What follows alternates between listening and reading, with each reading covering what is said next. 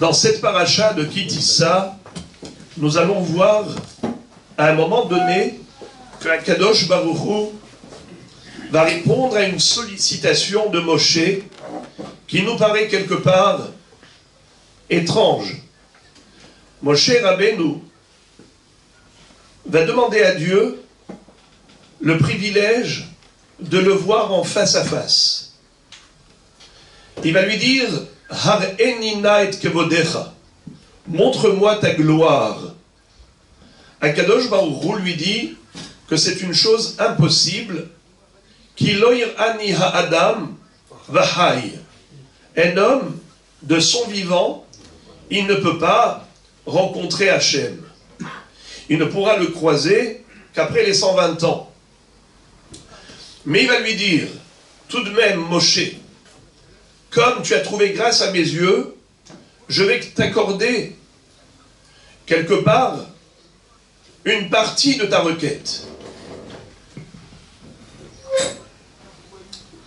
Vesamticha benikrat atzur, vesakoti kapi adormi alecha, ve'anichoti lach, ve'ra'ita et achorai, ufanai lo yira'u. Tu ne vas pas voir ma face, mais tu vas me voir par derrière. Je vais te cacher dans cette grotte, je vais y mettre ma main pour cacher la grotte, jusqu'à ce que je passe devant, et tu me verras par derrière. Alors les Chachamim nous révèlent qu'en effet, Moshe Rabbeinu a pu voir quelque chose d'extraordinaire, c'est le Kesher Shel Tefillin. Comme si Akadosh Baruch Hu portait des Tefillin, mais il n'a pas vu les Tefillin de face, mais il a vu tout de même l'arrière, la nuque. Et il a vu le lien des Tefillin, exactement comme pour un homme, où il a les Tefillin sur la tête, mais le nœud des Tefillin se trouve à l'arrière, à la nuque. Eh bien, qu'est-ce que cela signifie? On le sait que dans nos Tefillin, il est écrit Shema Israël Hashem Elokeinu Hashem Echad. Écoute Israël, l'Éternel notre Dieu est un Dieu unique. Qu'est-ce qui est écrit dans les Tefillin d'Akadosh Baruch Hu, demande la Gemara? Il est écrit Umi ke'amcha Israël goy echad ba'aretz. Qui est comme ton peuple Israël, un peuple unique sur terre. Ce qui veut dire qu'en effet, même si nous avons l'impression que Dieu nous a abandonnés, chas v'shalom, c'est-à-dire qu'il détourne sa face et on ne le voit que par derrière, chas v'shalom. Il nous a liés d'amitié, il est lié d'amitié avec nous. Exactement comme lorsqu'on attache les téphilines sur soi pour dire nous sommes un peuple fidèle à Dieu, eh bien que je me dis je suis fidèle à mes enfants. Je les aime, je les attache dans mon cœur. Voilà comment la Gemara nous explique. Mais le Hatam Sofer rajoute là-dessus quelque chose de très beau. Il dit que veut dire Veraïta et Ahorai ufanai lo yira'u? Tu me verras par l'arrière, mais pas par devant. Il dit qu'en réalité, dans notre vie, on traverse tous des événements et parfois des moments extrêmement délicats, qui suscitent énormément d'interrogations, de remises en cause, et on n'arrive pas à résorber tout ce questionnement. On se demande, mais pourquoi cela arrive? Pourquoi des problèmes? Pourquoi des difficultés? Pourquoi de la peine? Pourquoi du chagrin? Et surtout, pourquoi la mort? Et de ce fait, la personne, quelque part, elle se morfond. Elle se morfond de peine et de chagrin et de douleur psychologique. Au-delà de la douleur physique, il y a une difficulté à supporter tout ce qui est réalisé par Akadosh Baruch Hu dans ce monde.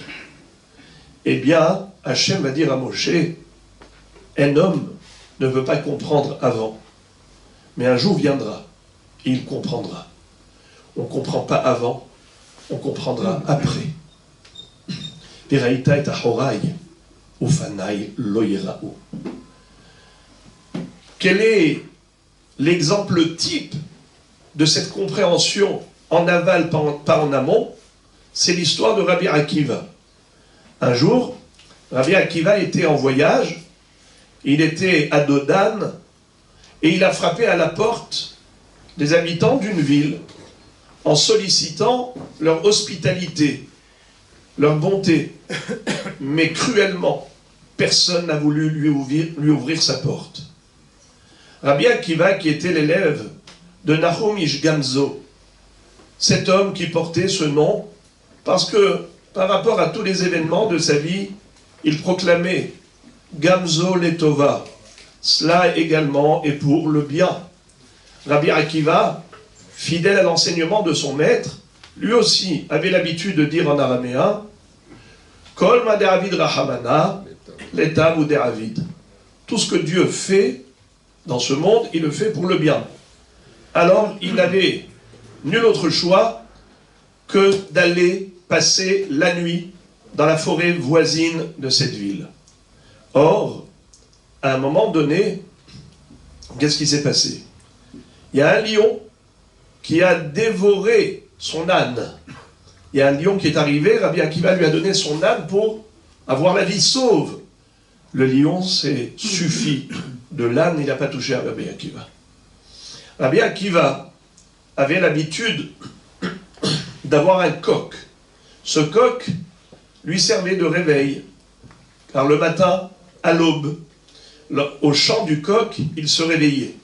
Et voilà qu'arrive un chat, et il va tuer ce coq. Il avait une bougie, celle qui lui permettait d'éclairer l'obscurité de la nuit.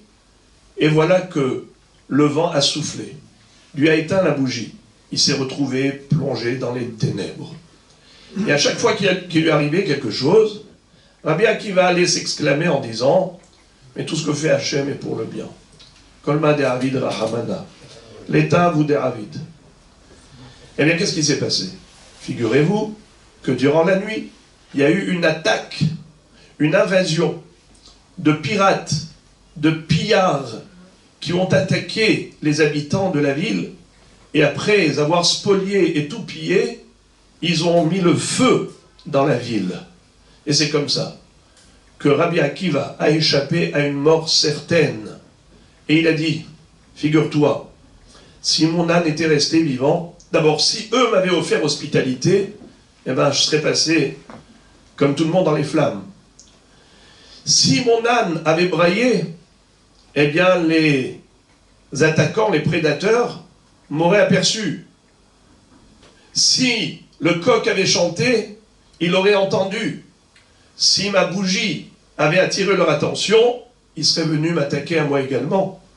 Alors, ô combien je remercie Dieu, rétroactivement, parce que ce que j'avais cru être quelque chose de négatif était absolument positif. C'est comme ça que Rabbi Akiva a eu l'occasion de palper la Emouna, c'est-à-dire de comprendre que ce que fait Akadosh Baruch Hu est réellement positif. Mais c'est un peu comme lorsqu'une femme sur la table d'accouchement traverse des moments de contraction, de douleur. Alors c'est vrai qu'elle crie, ça fait mal. Mais lorsque plus tard, elle tient son bébé dans ses bras, elle a un bonheur qui fait déborder la joie dans son cœur, et elle a totalement oublié ces moments de souffrance. Voilà, Moraï Berabotaï, ce qui nous permettrait de comprendre l'énigme de la vie, qui est la mort. Vous savez que la mort a été innovée avec la faute de Adam Arishon et de Hava. C'est-à-dire, lorsque le premier homme sur terre a été séduit par le serpent, lorsque Hava a accepté de manger du fruit interdit d'en donner à son mari, eh bien ils ont attiré sur eux le décret de mort, car Dieu avait déjà averti et avisé Adam Arishon en disant « Beyom acholcha mimenu mot tamut » le jour où tu consommeras du fruit interdit, eh bien tu connaîtras la mort. Vous savez qu'est-ce qui s'est passé? Suite à cette infraction, il y a eu, par la suite, la chasse, c'est-à-dire que Baruch Hu a chassé Adam et Chava du Gan Eden. Et ils se sont retrouvés à l'extérieur, virés du jardin de délices. Et qu'est-ce que fait Hachem? Il va mettre des anges gardiens devant l'entrée du paradis pour empêcher Adam Harishon de revenir dans le Gan Eden et de manger du Etz HaChaim. Qu'est-ce que ça veut dire le Etz HaChaim? Il y avait dans le Gan Eden un arbre qu'on appelle l'arbre de vie. Cet arbre de vie, Etz HaChaim, celui qui en mangerait deviendrait immortel. Qu'est-ce que fait Akadosh Baruch Hu?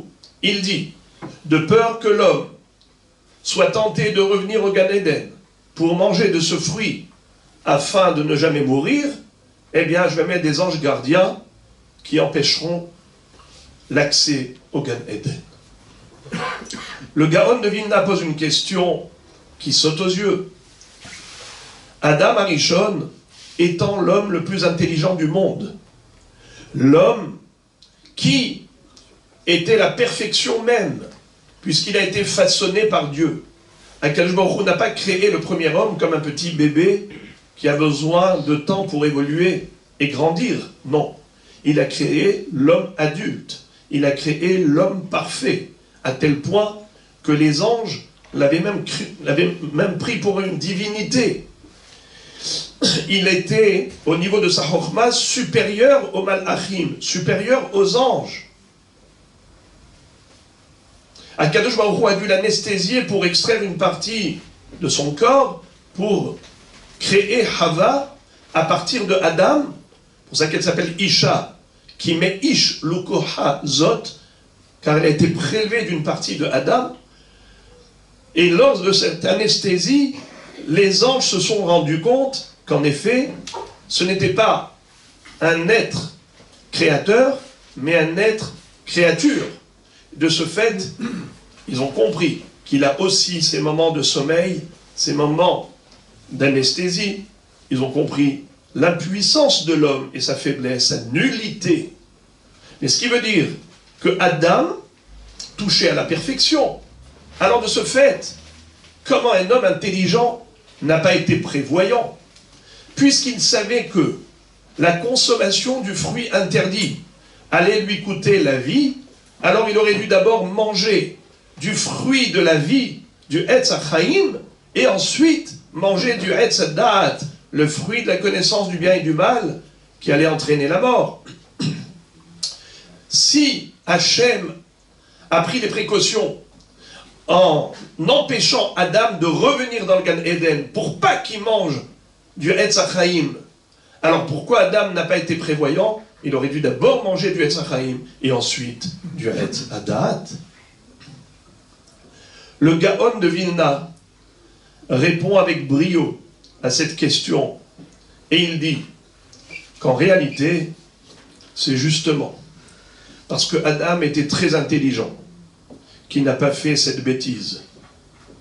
Il savait que quand Akadosh Baruch Hu va dire « Le jour où tu en mangeras de ce fruit, tu connaîtras la mort », il a compris que ce n'était pas une sanction par colère divine. Il a compris que c'était une réparation possible de sa situation. Il a compris que la mort n'était pas quelque chose de négatif, mais bien au contraire. La mort, c'était la possibilité pour l'homme qui avait fauté de pouvoir trouver un tikkun, ce qu'on appelle une réparation. Et comment est-ce que la mort est une réparation de la faute? Écoutez, Rabotaï, Vous savez comment est-ce qu'on dit en hébreu la tombe? Comment on dit la tombe? Soyez pas timide, répondez fort. Kever, bravo. Comment est-ce qu'on dit le matin en hébreu? Bravo, boker. Vous entendez kever et boker. Ce sont les mêmes lettres, c'est l'anagramme. Il y a un troisième mot qui est constitué des mêmes lettres, c'est rekev. Rekev, rakav. Rekev, ça veut dire la putréfaction. Alors regardez, kever, rekev, boker. Le processus est le suivant. La tombe, la putréfaction, le lever du jour. Ça veut dire quoi? Le Olam Haba est qualifié de boker. Comme il est écrit dans le Passouk, Amar Shomer, Ata Boker, Vegam Laila. La vie dans ce monde est comparée à l'obscurité de la nuit. La vie dans le monde du au-delà, du Olam Haba, est comparée à la lumière du jour. Et de ce fait,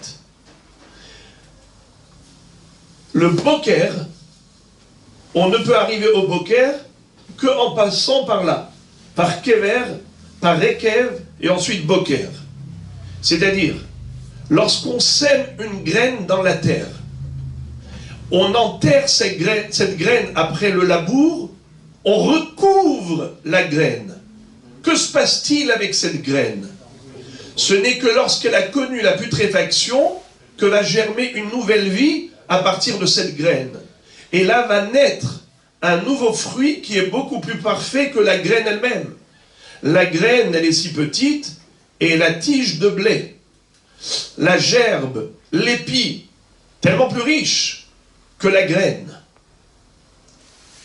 La graine est nue, la gerbe de blé sort habillée, et les hachamim de nous dire qu'à la résurrection des morts, eh bien, tous les tzadikim, tout le Ham Israël qui va ressusciter, comme il est dit, Kol Israël Yeshlaim Helek Le'olam Haba, sortiront embellis de cet habit que Akadosh Baruch Hu leur a confectionné, leur a réservé. Un habit de splendeur.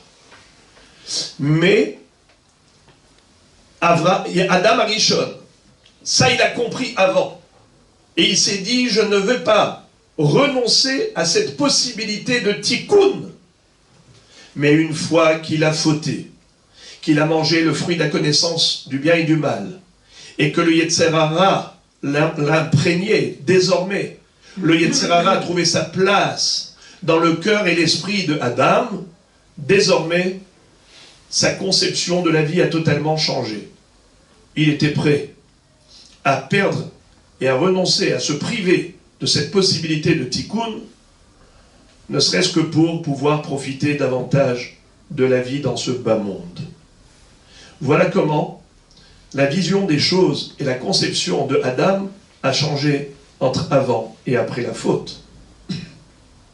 Mais Akadosh Baruch Hu, lui, qui est dans le monde de la vérité, dans le monde de la réalité, il agit envers nous en fonction de ce qui est bon pour nous, et non pas par rapport à ce que nous considérons être le bien-être. C'est pour cela qu'il va dire à Moshe Rabbeinu, Veraïta et Ahorai, Ufanai le Iraou. Tu ne verras que après, pas avant. C'est-à-dire, lorsque la Neshama arrive là-haut, et qu'elle constate que tout ce que Akadosh Baruch Hu a fait, c'était pour le bien, alors elle remercie Hachem pour toutes les situations délicates qu'on a pu traverser. Et c'est la raison pour laquelle Agmara va dire, Lo ka'olam hazeh ha'olam haba. Ce monde-ci ne ressemble pas à l'autre. Car dans ce monde-ci, pour les mauvaises nouvelles, on récite la bénédiction Baruch Dayan Ha'emet. Béni soit le juge qui est juste et qui ne commet aucune injustice. Mais pour les bonnes nouvelles, qu'est-ce qu'on récite comme bracha? Baruch Atov Ve'ametiv. Béni soit celui qui est bon et qui agit avec bonté.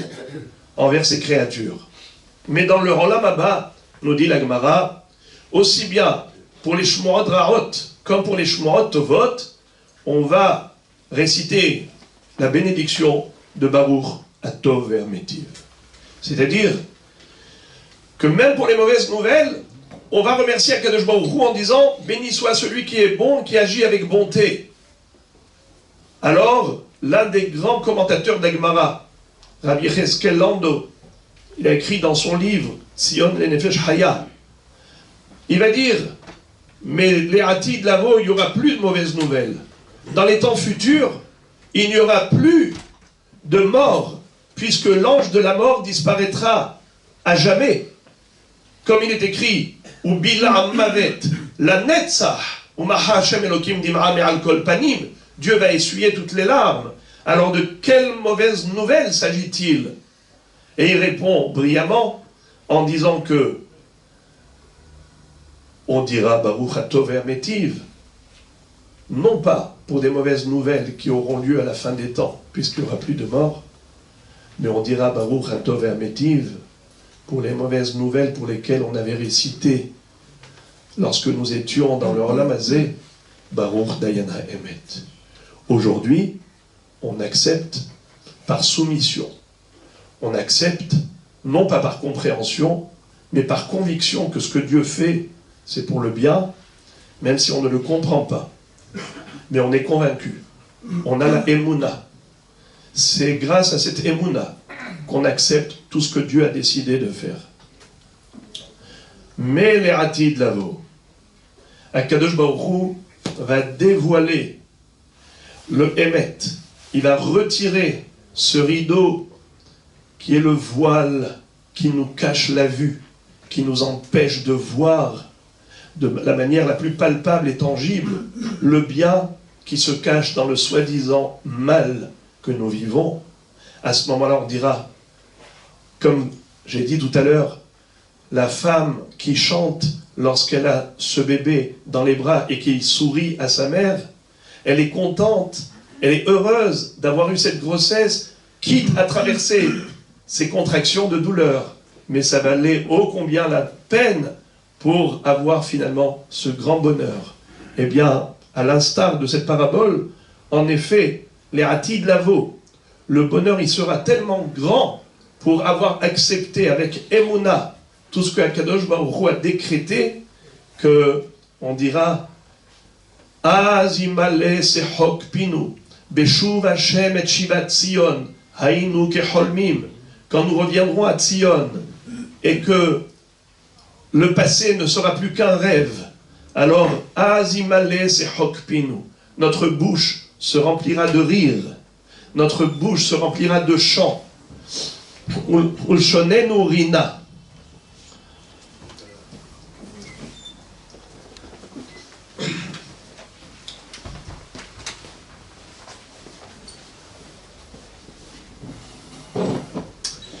Je terminerai avec une histoire du Ramban Nachmanide, Rabbi Moshe ben Nachman.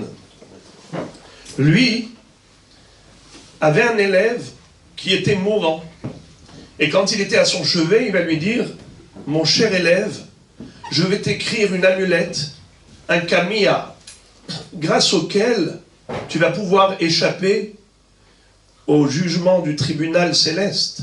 Et tu pourras traverser tous les espaces où là-bas se trouvent, en effet, les anges qui sont là pour vérifier ta qualité, ton niveau spirituel. Il y a beaucoup de dynimes. Eh bien, je te demande une chose. C'est qu'une fois que tu seras là-haut, tu vas adresser à Kadosh Baruch Hu toute une série de questions que je vais te préparer par rapport à des choses qui sont incompréhensibles pour moi. Pourquoi Am Israël doit subir autant de tribulations, autant de souffrances? Pourquoi est-ce qu'on a besoin de passer par autant de situations douloureuses? Je voudrais que tu reviennes, que ce soit en vrai ou dans mon rêve, en tout cas je veux des réponses.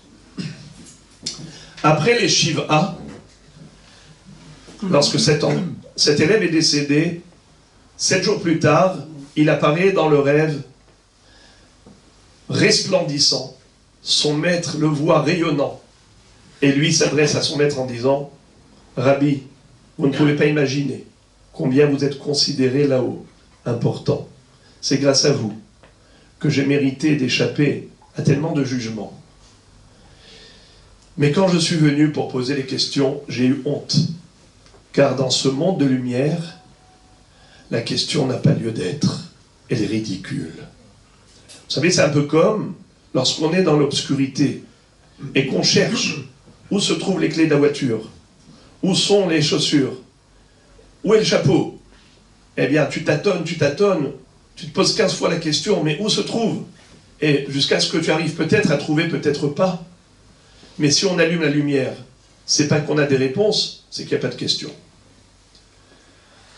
Dans le monde du Boker, dans le monde du Emet, dans le Olam Ha-Emet, là-bas, il n'y a pas de question. Alors pourquoi Kadosh Baruch Hu ne nous dévoile pas la réponse? Eh bien, c'est là l'épreuve de l'homme. L'être humain est un intellectuel, est un être intelligent.